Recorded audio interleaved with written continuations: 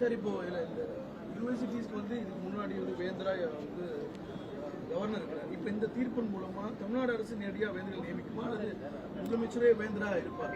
இந்த 10 பில்ஸ்ல கவர்னர் வந்து சான்சலரா இருக்கிற அந்த யூனிவர்சிட்டியில வந்து அவரை ரிமூவ் பண்றதுக்காக தான் இது வந்து ஏற்றப்பட்டது. இந்த பில்ஸ் வந்து இனி தீர்ப்பின் பிரகாரம் governor deemed to have granted assent அப்படின்னு சொல்லி உச்சநீதிமன்றமே ஒரு தீர்ப்பு கொடுத்ததால் இன்றிலிருந்து அவர் அந்த பதவியிலிருந்து விடுவிக்கப்பட்டுள்ளார். நீங்க அந்த பில்ஸ்ல வந்து யாரை குறிப்பிட்டிருக்காங்களோ தமிழ்நாடு அரசு நாமினேட் பண்றாங்களோ அவங்க தான் இந்த சான்சலரா இருப்பாங்க. இன்னைய தேதியில இன்னைக்கு வந்து அது அட்டார்னி ஜெனரல் நீதிமன்றத்தில் சொன்னாரு. ஆனா வந்து தீர்ப்பு பகரப்பட்டுள்ளது. இதுமேல் வந்து நடவடிக்கை வந்து அவங்க என்ன போட்டாலும் பெட்டிஷன் போட்டாலும் அதை எதிர்த்து நாங்க வாதாடுவோம்.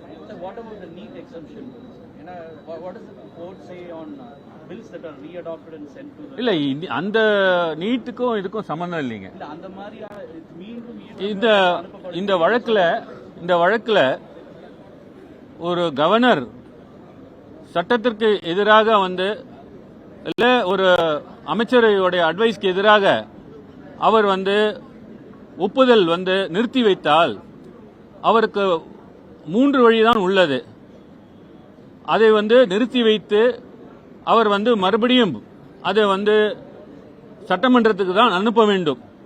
ஒன்று அவர் வந்து பில்லை பாஸ் பண்ணலாம், இல்ல அந்த பில்லை வந்து ஜனாதிபதிக்கு அனுப்பி வைக்கலாம். மூன்றாவது வந்து அவர் வித்தல்டும் போது அது ஆட்டோமேட்டிக்கா வந்து சட்டசபைக்கு வந்துவிடும். சட்டசபை 2வது தடவையாக அதை ஏற்றி அனுப்பும் போது கவர்னருக்கு எந்தவித ஆப்ஷனும் கிடையாது. இந்த வழக்கில் என்ன சொல்லியிருக்காங்கன்னா, BK பவித்ராவுடைய வழக்கை வந்து அதை வந்து தவறான ஜட்மெண்ட்னு சொல்லி அதை ஓவர் ரூல் பண்ணி அவங்க என்ன சொல்லியிருக்காங்கன்னா, 2வது தடவையாக ஒரு சட்டசபை ஒரு மசோதாவை அதே மசோதாவை ஏற்றி அனுப்பினால் கவர்னருக்கு எந்தவித ஆப்ஷனும் இல்லை, அவர் நிச்சயமாக அதுக்கு அசென்ட் கொடுக்கணும் அப்படின்னு சொல்லியிருக்காங்க.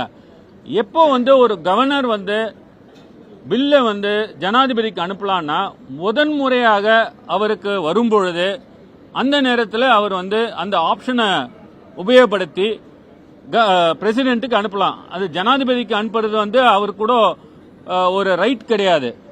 அதை கூட அவங்க வந்து வரையறுச்சிருக்காங்க. இந்த ஒரு சூழ்நிலையில நீங்க வந்து கவர்னருக்கு ஜனாதிபதிக்கு அனுப்பலாம்னு சொல்லியிருக்காங்க. எந்த சூழ்நிலையிலனா ஜனாதிபதி வந்து ஒப்புதல் கொடுக்கக்கூடிய மசோதாக்கள், அது போன்ற மசோதாக்கள் ஃபண்டமெண்டல் ரைட்ஸ் எஃபெக்ட் ஆகிற ஒரு மசோதாக்கள், அந்த மாதிரி தான் நீங்க வந்து ஜனாதிபதிக்கு அனுப்புவோம். 2வது தடையா நீங்க வந்து வரும்போதோ இல்ல முதல் தடையா வரும்போதோ நீங்க அனுப்பலாம் அப்படின்ற மாதிரி இந்த ஜட்மெண்ட்ல கிளியரா சொல்லியிருக்காங்க.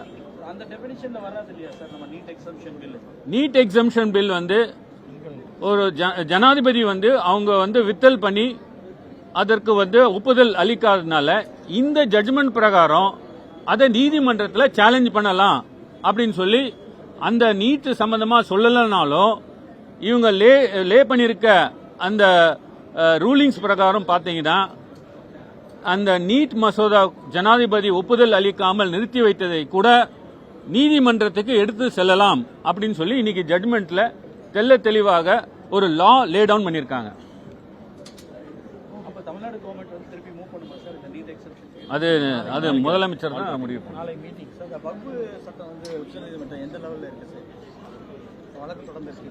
அது மாண்புமிகு தமிழக முதலமைச்சர் அவர்கள் அவருடைய அட்வைஸ் பிரகாரம் அது நேத்திக்கே நாங்கள் தாக்கல் செய்து விட்டோம். அதை மென்ஷன் பண்ணியிருக்காங்க. அதை வந்து வர்ற திங்கட்கிழமை அன்னைக்கு விசாரணைக்கு வர வாய்ப்புகள் உள்ளது. என்னைக்கு வரும் தெரியல. உச்சநீதிமன்றம் தேதி என்ன சொல்றாங்களோ அதுக்கு பிரகாரம் வரும் அந்த வழக்கு. நன்றி, வணக்கம்.